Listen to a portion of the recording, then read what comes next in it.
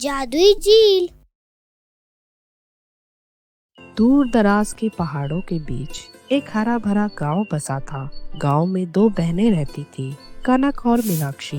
कनक का नाम उसके सांवले रंग पर रखा गया था, जबकि मीनाक्षी देखने में बहुत सुंदर और गोरी थी।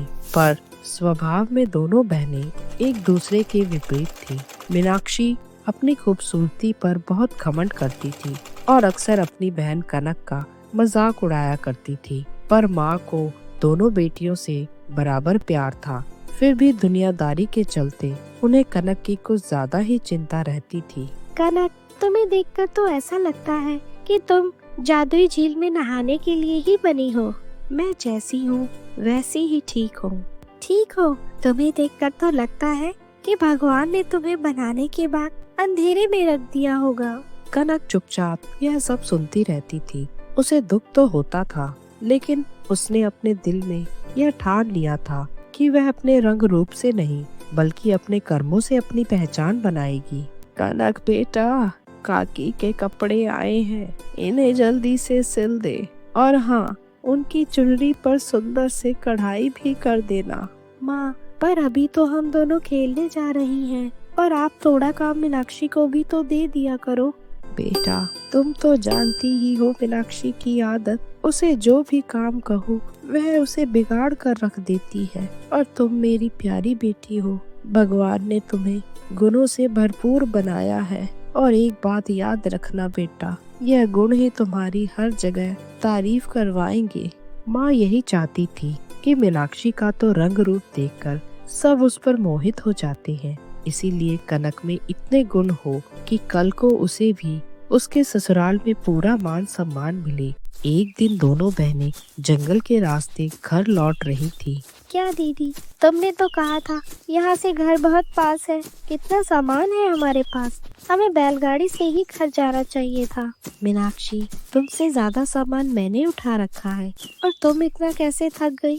तभी उन दोनों बहनों को वहाँ एक बुढ़िया दिखाई दी, जो बेहोशी की हालत में वहाँ गिरी हुई थी। दोनों बहनों ने उसे होश में लाने के लिए थोड़ा पानी पिलाया और थोड़ी देर में वह बुढ़िया होश में आ गई।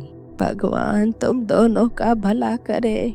आपको कहाँ जाना है दादी? आओ, हम आपको घर छोड़ देते हैं। बेटा, जंगल के दूसरे छोर पर मैं रहती हूँ। अगर हो सके तो मेरा सामान और मुझे वहाँ तक छोड़ आओ। बुढ़िया की बातें सुनकर मीनाक्षी का दिल चाहा कि उसे मना कर दे, पर कनक ने हाँ कह दी। क्या दीदी, तुम भी जो भी मिल जाता है उसकी मदद करने बैठ जाती हो। हम तो पहले ही इतने थके हुए थे, अब तो इनका सामान लेकर भी इतनी दूर जाना पड़ेगा। नहीं, ऐसा नहीं कहते। वह इतनी बुजुर्ग है, हमें उनकी मदद करनी ही चाहिए। वह बूढ़ी अम्मा बहुत ही घने जंगल के अंदर एक छोटी सी झोपड़ी में रहती थी। वहीं पास में एक बहुत सुंदर झील भी थी। आओ बेटा आओ, बस यही रहती हूँ मैं। यह झील तो बहुत सुंदर है दादी। कहीं ये वही झील तो नहीं जिसके बारे में हमने बचपन से कहानियों में सुना है कि जंगल के बीचों बीच एक सुंदर जादुई झील है? हाँ बेटा, तुम ऐसा ही समझ लो, ये वही जादुई झील है। अरे, मैं तो मजाक कर रही थी, पर आप तो सच मानकर मुझे बुद्धू ही बनाने लगी। नहीं बेटा, अगर तुम्हें यकीन ना हो तो जाओ, तुम खुद ही इस झील को परख लो, यह झील जादुई है या नहीं। जब दोनों झील के पास पहुंची तो वहाँ एक चमचमाती रोशनी फैली हुई थी और वह बुढ़िया जो उन दोनों के साथ थी, वह अचानक से एक परी के रूप में बदल गई। ये क्या, आप इतनी सुंदर परी में कैसे बदल गई? अगर आप परी हैं तो सच में झील के पानी में भी जादू ही होगा। झील में नहाने से हर किसी को वह रूप रंग मिलता है जो उसके दिल में सबसे ज्यादा होता है, लेकिन यह जादू तभी काम करता है जब इंसान के दिल में सच्चाई हो। अभी भी मीनाक्षी को यह सब सुनकर यकीन नहीं हो रहा था। फिर उसने सोचा क्यों न वह खुद ही झील में जाकर सब सच्चाई का पता लगा ले। उसने तुरंत झील में छलांग लगा दी। पानी में डुबकी लगाने के बाद जब वह बाहर आई तो उसका रूप रंग वैसा ही था और वह बहुत हैरान हुई। ये कैसे हो सकता है? मेरा रंग तो पहले जैसा ही है। तुम्हारे दिल में जो है वही तुम्हारे बाहर भी दिखेगा। तुम पहले ही खुद को सुंदर मानती हो, इसीलिए झील ने तुम्हें वैसा ही रखा। अब कनक की बारी थी। वह झील में डुबकी लगाने से झिझक रही थी, लेकिन परी ने उसे कहा कि वह डरे ना, झील तुम्हारे दिल की सच्चाई को बाहर लाएगी। कनक ने झील में डुबकी लगाई।